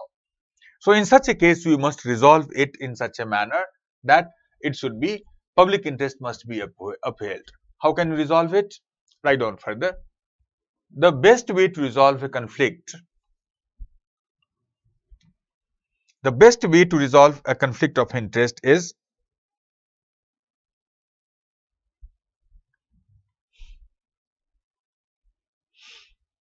the best way to resolve a conflict of interest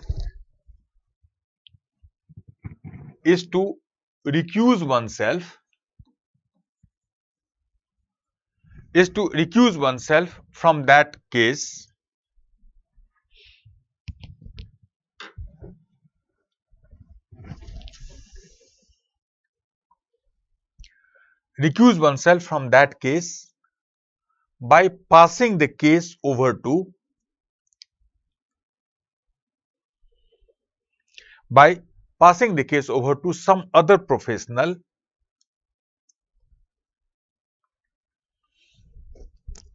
by passing the case over to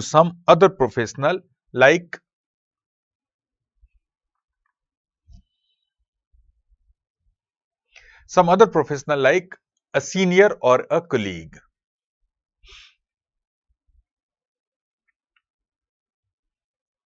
Like some other professional like a senior or a colleague.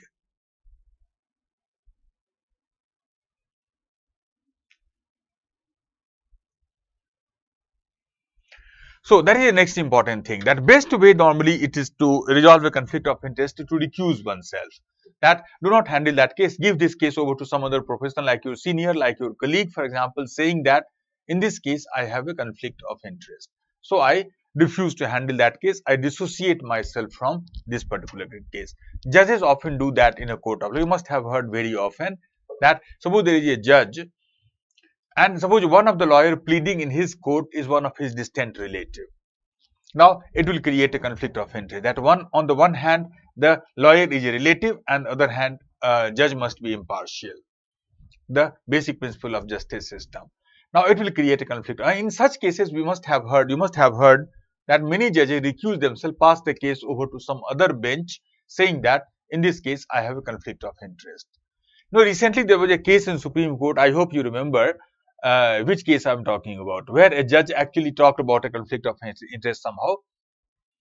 I hope you might have read about it in Rahul Gandhi case, that defamation case in Supreme Court.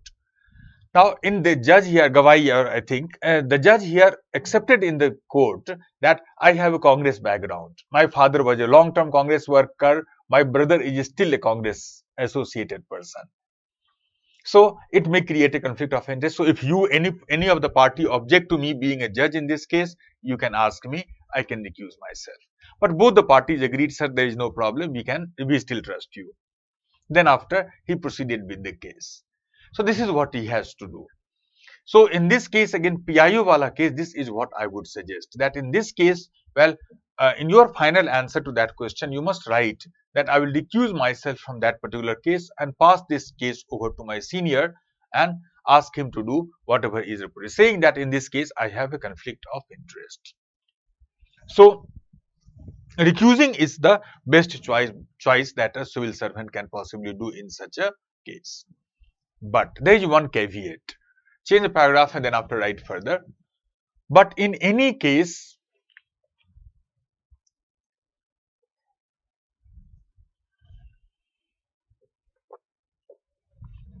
a conflict of interest must always be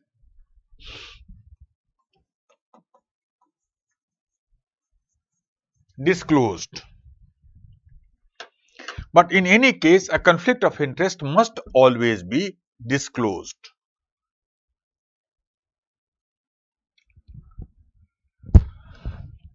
The mere presence, write down further, the mere presence of a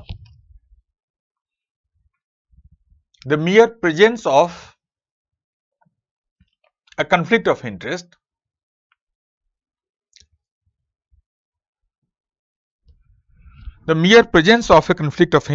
may not necessarily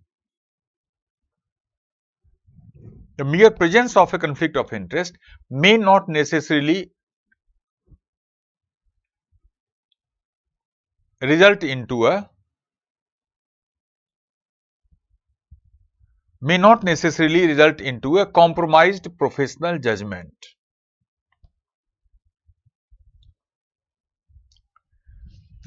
May not necessarily result into a compromised professional judgment. But any attempt to hide it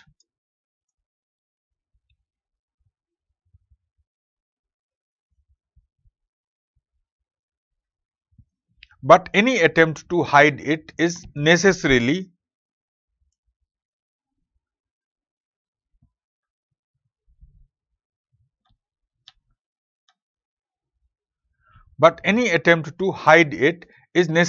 a sign of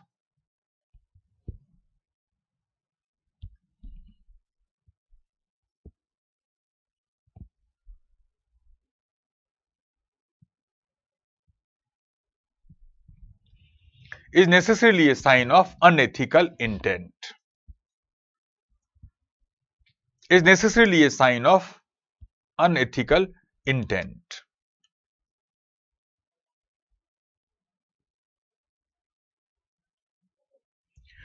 So, the idea is that in any case, there are some people who claim that, well, recusal is not necessary, I can handle the case myself. That, as I told you about the case of Justice Gawai, for example, well, he still took up the case that, yes, I have a conflict of interest because my father was a Congress worker and you can say, Congress association, and my brother is a Congress person. And I am going to hear a case of a Congress leader here. But so, it was a conflict of interest, but he claimed that, oh, he can handle it. But even then, so sometimes some people may claim that they can handle the conflict of interest. It's not necessarily that he will do the wrong, but any attempt to hide it is necessarily a sign of an ethical interest. The idea is that a conflict of interest should never be hidden. You must always disclose the conflict. This is what Justice Gawai did in that case. So it must be disclosed to the people who are involved in that. What is the benefit of disclosure? Disclosure has two benefits. First of all, it increases our self-consciousness, makes us more self-conscious. So disclosure of a conflict of interest often makes us more self-conscious. So that is the first important thing. And remember, when we are more self-conscious, then we are less likely to do something wrong. That is what it has been found here. Of course, because we monitor ourselves better, we look at ourselves better, are we doing something wrong? So that often reduces our chances of doing morally wrong thing. But more importantly, disclosure of a conflict of interest make other people also to monitor us. Allow others also to monitor us. So if you disclose your conflict of interest to your senior, then your senior will also monitor you, that are you doing right or wrong. You will be under double watch, self-watch as well as watch of other people. Both of them will reduce your possibility of doing unethical wrong act. So conflict of interest must always be disclosed. It should never be hidden under any circumstances. That is the one important thing. So this is how we can handle the conflict of interest in a very simple language manner. So there can be some question on that. There have been some direct question on this conflict of interest. There can be case study every year. You can find conflict of interest as one way to explore the answers. So that is the thing. There was a question: is judge of court can't attend any party? They can attend a party, but they should be more disclosed about that sort of thing. They should try to avoid. There is no legal bar on that. Moral requirement may be there. They should avoid any such party where particularly those type of people, big politicians, big businessmen, etc., are a member of that. Another question, Nimai. Sir, if a public servant uses government car to fulfill his personal interest, is also conflict of interest? Yes, definitely. But we will talk about that in tomorrow's class in more detail somewhere else. But yes, it is a conflict of interest. They should not. So we'll talk about many practical case of conflict of interest in tomorrow's class. But this is the theoretical idea that you should remember. Short answer: yes, it is a conflict of interest. Then after we'll talk about the second important, you can say, ethical dilemma. Write down: whistleblowing.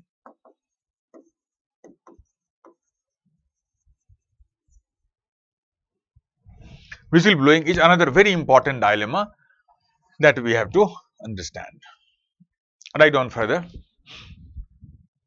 a simple definition of this.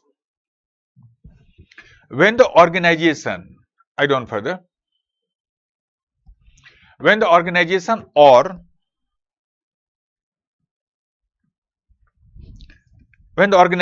someone else in the organization,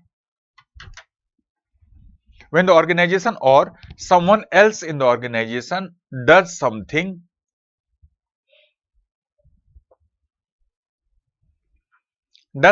unethical,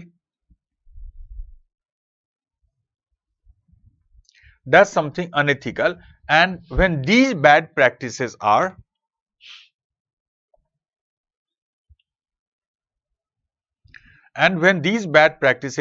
brought to light,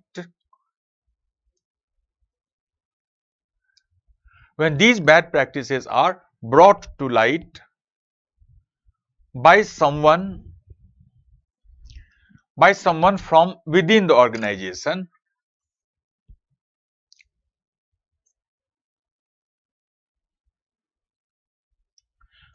and these bad practices are brought to light by someone from within the organization, then this is called whistleblowing.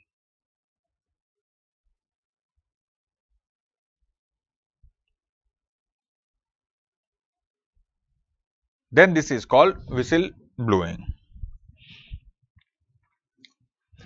Now, this is another important dilemma. As of now, they have not yet asked a direct question on whistleblowing in your exam. But I do believe that sometimes in the near future, they can ask a direct question on this. But every year they have asked at least a question case study where whistleblowing was used as a can be used as a part of your answer. Let us see what is whistleblowing, and then after we'll see its practical application. Now, definition that you have written here is something like this. Suppose, for example, this is an organization, and suppose you are A. You are not doing anything wrong. You are a nice person. You are an honest person. But suppose you know, suddenly you come to know that your organization itself as a policy is doing something wrong. Sometimes, many organizations as an internal informal policy, they do something. Satyam scam was about that. That Satyam, management of Satyam started fudging their account book in order to inflate their share price in the market. Enron scam was also similar to that. Many people say that Adani and Hildenberg also might be an example of that. Some internal manipulation was used in order to inflate the prices of the shares. So that may happen possibly. Facebook is accused of as internal policy to propagate some type of propaganda in a way. So the idea is that many organizations as an internal informal policy, they do something wrong. So you come to know that your organization is doing something wrong, or suppose somebody else in your organization is doing wrong, and you come to know about that. And if you tell the outsider that yes, in my organization something wrong is happening, then you are blowing the whistle. So there are two important. First of all, wrong is done by somebody else. And when an insider tells the outsider that wrong is being done in my organization, then that act is called whistle blowing. Now, whistleblowing is based on that realization, as we have seen in many other class earlier, that there are two types of evil we recognize in the ethics. First is called evil of action. So these people are guilty of the evil of action. They are doing something which is evil, which is wrong. And if you do not do anything, then you will be guilty of the evil of inaction. So whistleblowing is based on this recognition that we should not fall guilty of the evil of inaction. That is one important thing that you need to recognize. That is why whistleblowing, no choice is also a choice, and we are responsible for that. So if you don't blow the whistle, then still you are not doing anything. Not doing anything also will make you morally responsible for that not doing. That will create a ethical obligation for you. So that is where whistleblowing comes from ethical point of view. But write down a few more lines. Change the paragraph and then after write further. The obligation of whistleblowing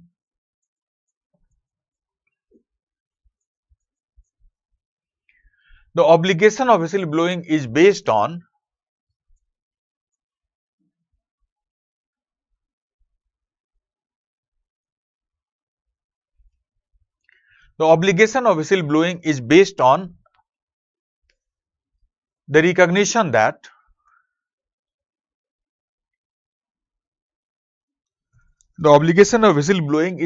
on the recognition that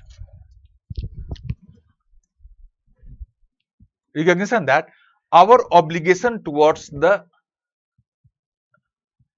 larger society or public and that towards our profession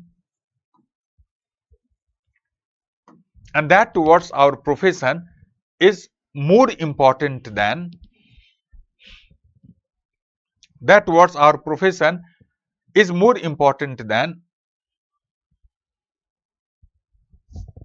our duty towards our employer,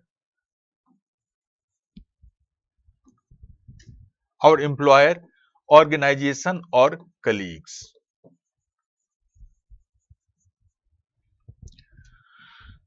Are more important than our obligation towards our employer, organization or colleague.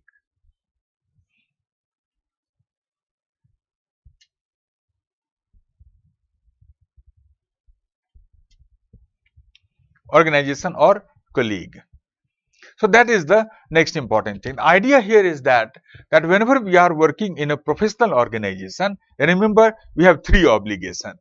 First obligation is towards our larger public, we can say the client that we are trying to deal with. Second obligation we have is towards our profession we have allowed us to work. And third is our employer, our organization, or our colleague, because they have given us our job in a way. So these three obligations are there. Now in this case, you can see that, or for example, if you look at some practical example, suppose you are a doctor, then as a doctor you have three obligations. First obligation you have towards the patient, second obligation towards medical profession, third obligation that you have is towards your hospital, whatever hospital that you are working in. As a teacher, my one obligation I have towards my student, second obligation towards my teaching profession, and third obligation I have towards my institute, which has given me the job. Life will be good if all these three obligations are consistent with each other. But problem begins when there is a conflict between these three obligations. Now, when there is a conflict between these three obligations, then we believe that this obligation is very important, no doubt about that. But these two obligations are more important than that. So sometimes we have to take a call that for the sake of larger obligation, a smaller obligation may be violated. So this is the duty that we have to remember. So your obligation as a doctor, for example, that your first obligation of a doctor is towards the patient, second towards the profession. Both of them are more or less same, but only third is towards. So for the sake of patient, sometimes it is okay for a doctor to go against the interest of his own hospital also. So that is where the whistleblowing actually comes up, which is more important. So for me, for example, as a teacher, my first obligation is towards my student, and second obligation comes to the employer that we have. So this hierarchy is something important that we need to keep in mind, and if you recognize that hierarchy, then whistleblowing becomes an important thing for you. You understand that. Now let us see some important questions here. As I told you that whistleblowing can be more practically used in the case study and all. Let us take two case study to understand whistleblowing as an important obligation here. Both of these two case studies that I am going to talk about next, it was asked in the UPSC exam. Both of them are UPSC question. Question number 1, case study. Suppose for example you are an engineer in the PWD department, posted in the PWD department of a city. There you find that one day, you can say you go to a flyover is being made by a private contractor, contract given by your department PWD. Now you go there one day on routine inspection, and while doing the routine inspection, you find that a part of that flyover was made by a material that was substandard, which may possibly put the life of some people at risk. Now you go to your chief engineer, your boss, and you ask your boss that, sir, something wrong is happening here, that we should take some action. Your boss tells you that don't worry about it, we are not in a position. So there is a lots of problem. First of all, 90% work is complete. So only last finishing work is there. If you take some action now, then perhaps a lot of, can say, destruction will happen. We don't have that financial resource to rebuild the flyover, number one. Second problem is that there is a huge public pressure is there. Because of the construction of that flyover, a lot of traffic jam is happening there. So we cannot take an action now. Second problem. And third problem is that elections are coming and there is a pressure from the minister. That minister wants to get the flyover completed before the election so that he can show that as an achievement of his government. So there is a financial problem, pressure, there is a public pressure, and there is a political pressure. So we cannot take any action right now. Please keep quiet. Now, in this case, what you should do? That was the question. We'll talk about that question shortly. But let's take a second case study also. Second case study, it will also UPSC question. Suppose, for example, there is a lady, she is working in a chemical factory. And one day she comes to know that her factory is diffusing and throwing some chemical waste into the nearby river, which flows through a nearby village, where people in the village use that water of a river as a drinking water, which is putting their health and sometimes even their life at risk. Now, when this lady comes to know about it, she is quite disturbed. She goes to her boss and tells them that, sir, it is unethical, we shouldn't be doing that. The boss nubs her that, do your job, it's none of your business. Let us decide what we have to do. If she tries to talk to other people in the organization also, but nobody is willing to take any action. Everybody advises her to keep quiet and do your work. Now, in this situation, what that lady should do? Both of these two cases can be a potential case of whistleblowing.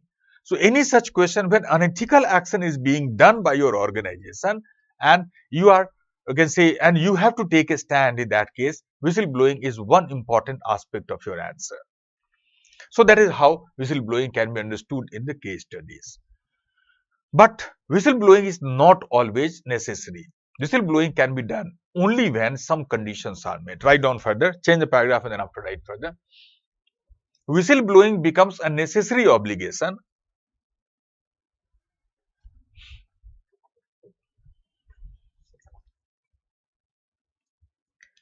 Whistleblowing becomes a necessary obligation only when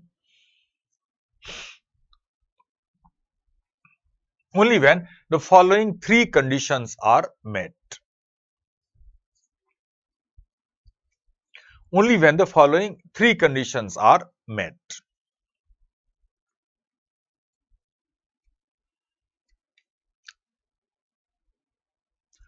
So in any such case study, when you have to decide about whistleblowing, these three conditions you must always evaluate.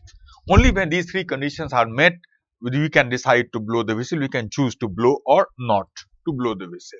What are these three conditions? First condition, write down further. When the public harm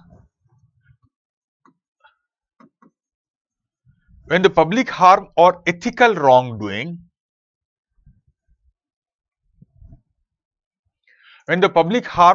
ethical wrongdoing is serious in nature,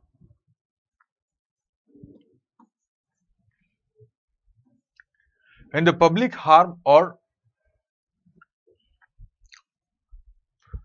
ethical wrongdoing is serious in nature and oblique or, this is how you write it, and oblique or it will continue if not made public.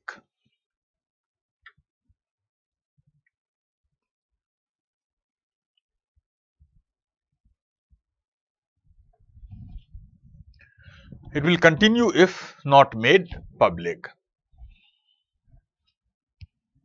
So that is the first important thing, is how serious is the problem. That is the thing. If it is a small problem, don't blow the whistle. Because if you start blowing the whistle for every small problem, then be sure you will never have a job. So you will never get a job again. So small problem, you can ignore that. But if it is very serious problem and it will continue for long, if it is not made public, then whistle blowing might become a necessary thing to do. Let us check both the case on this criteria. First case, that engineering while flyover. Now, is that serious in nature? Of course, it is a serious question. It might possibly put the life of the people at risk, and nothing can be more serious than the life. It is interesting that on the same year when this question was asked in the UPSC exam, there was an accident in Kolkata where an under construction flyover had collapsed, killing 26 people in February, March. And the same year in October, November, they had asked this question in the UPSC mains exam. So you can mention about such cases where the flyover, you can say a substandard material may be used in the flyover had led to the death of the people as well. So that is a serious question. So the first condition is met in the first case. Second case, is that a serious question, that chemical factory? It is a serious question because, well, the chemical waste disposed in a river is actually putting the life of the people at risk. It is a serious matter. It is not something a small thing. So in both the cases, first condition is met. Then after, second condition, come back to that. Write down further. The professional has exhausted all the reasonable procedures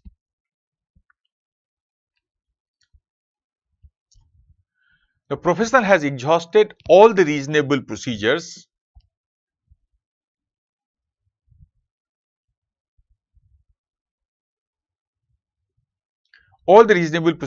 of solving the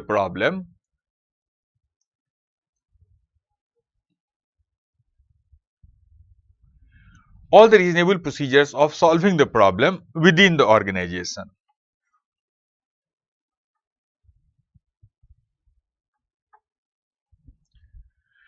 So that is second problem, second condition again. What is that? It means simply that every professional organization has some internal mechanism to handle the ethical problem. That's why they are ethical organizations, professional organization. So it must be an internal, you can say, the mechanism. So find out that can it be solved in the internal mechanism or not. But suppose if nothing is working, the idea is that whistleblowing must be done as the last resort, not as a first opportunity. That idea that the moment you find something wrong and you go to the public with that, again you will never have a job. If there is a problem, try to solve the problem within the organization. If try to find every procedure, every reason they will think that is there possible. But if nothing is working, then at the end of it, as a last resort, you can decide to blow the whistle. Let us check both the cases. Is this condition met or not? That engineer, the question, sorry. So the question itself tells you that you try to talk to your boss, chief engineer, who is not willing to listen to you. So internal mechanism is not working. Then perhaps, whistleblowing can be done as a last resort. Or in that chemical factory question also, you can see here that that women try to talk to other people in the organization. Nobody was listening to her. Then as a last resort, she can try to blow the whistle. So this condition also appears to have been met in both the cases that we discussed in our class here. So that is second condition. But then also whistleblowing should not be done unless and until finally third condition is also met. What is that? Write down further.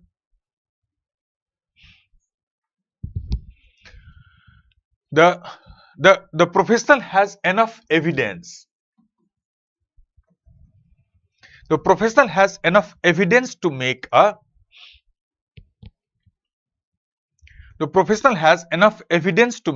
plausible case. The professional has enough evidence to make a plausible case in the public.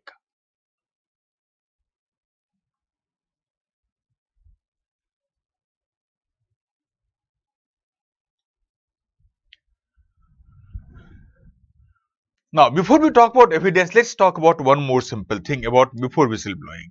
Because idea here is that whenever we join any organization, then remember whistleblowing is a very difficult thing to do. It's not an easy thing to do. Why it is so difficult? It is difficult because whenever we join any organization, then we always take explicitly or implicitly an oath of loyalty. We take an oath of loyalty that we will remain loyal to our organization because our organization gives us livelihood, opportunity to work and all those things. So it's very important for us to be loyal to the interest of our organization.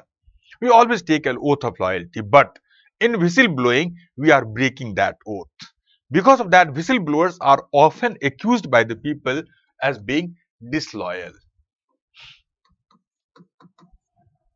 Whistleblowers are often accused to be as being disloyal or in a way traitor. They are often accused by the other people as being disloyal, being traitor in that case. That they are actually, as in Hindi, you often say, "Jis thali mein khana, usi mein chhed karna." You are working for the organization, taking salary from that, sustaining yourself, and you are doing something against the organization's interest itself. So it is a bad thing. And being disloyal or traitor is often considered to be a big problem in the organization, in our society. So whistleblowers are often accused as being traitor or as a disloyal. Ghar ka bhedi lanka dhaye. Vibhishan in Ramayana was a whistleblower.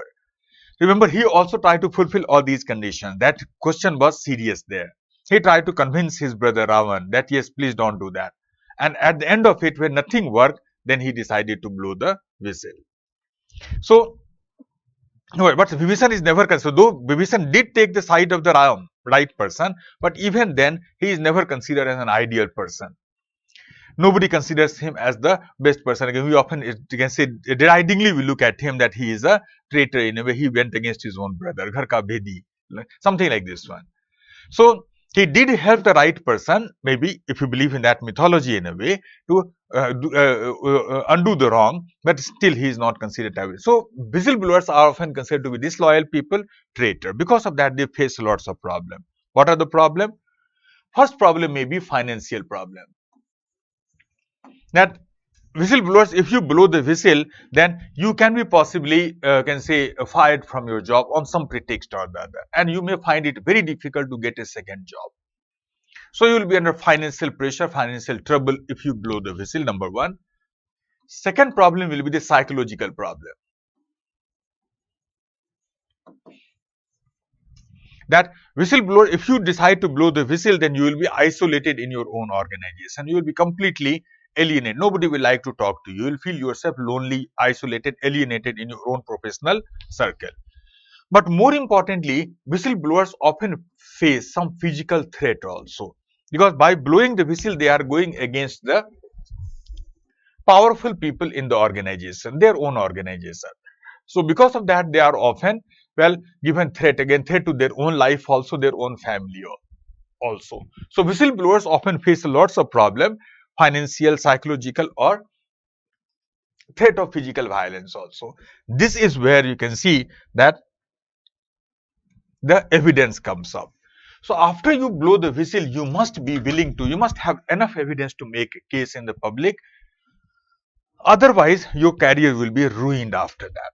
So whistleblower must have the evidence. Only by giving the evidence and proving to the people world that your accusations are correct, right, then only you can redeem yourself. You can actually free yourself from the charge of being disloyal or traitor. So evidence is very important in that case. You must have enough evidence to make a plausible case in the public. Only then you can redeem yourself, you can free yourself from such allegations and all. So in your question that we talked about what you should have done as an engineer, well, you must gather evidence first. You cannot simply, well, make an accusation against your organization just on the basis of your feeling. You must have documentary evidence or material evidence before you decide to go to the public. Same you can suggest to that lady also in the chemical factory, that she must gather evidence first. That is her charge actually true, material evidence, documentary evidence, or other type of evidence, because after that nobody will help you. It will be your duty to prove that your accusations are right and your charges are right, ethically correct, and you can prove it that. So once you have evidence, then after it becomes necessary that you must blow the whistle. So when these three conditions are met, then whistleblowing becomes a necessary ethical obligation for us. It is difficult, but sometimes you have to take difficulty also, go through difficulty also for the sake of ethical requirements. That is how whistleblowing becomes necessary. Now, can you tell me that who are some of the most famous whistleblowers in the world today's time? I know some of you may have think of it. Edward Snowden, for example, Julian Assange, for example, WikiLeaks people. So these people have just think of it that they were making very serious charge. They perhaps did also at a last resort, but evidence is important. In WikiLeaks, millions of pages of evidence was there before they decided to blow the whistle at the end of it. So people like Julian Assange, people like we can say Edward Snowden, etc., they are international example of most well-known whistleblowers in today's time. Sometimes we all have to take call to blow the whistle or not. Can we go against our own organizations or not? For ethics, sometimes that may become necessary. So that is what whistleblowing is, and that is when it becomes a necessary thing to do. Let me see some question. So, cheat fund company case of whistleblowing, Biswajit. Biswajit, I am not much aware about the case that you are talking about. Shubham, if we talk to senior or a colleague, a chance of losing the job will be created, right? Yes, that's why I told you already that whistleblowing can be sometimes risky, but sometimes you have to take risk also for the sake of ethics. So have the evidence, prove your charge, perhaps you can redeem yourself, and then after you can get a better job maybe like after that. That is what we will possibly say. So that is where whistleblowing becomes necessary. So today I will stop at it. Tomorrow we'll talk about some more ideas, and then after some questions, some case studies and all. So that's it for today.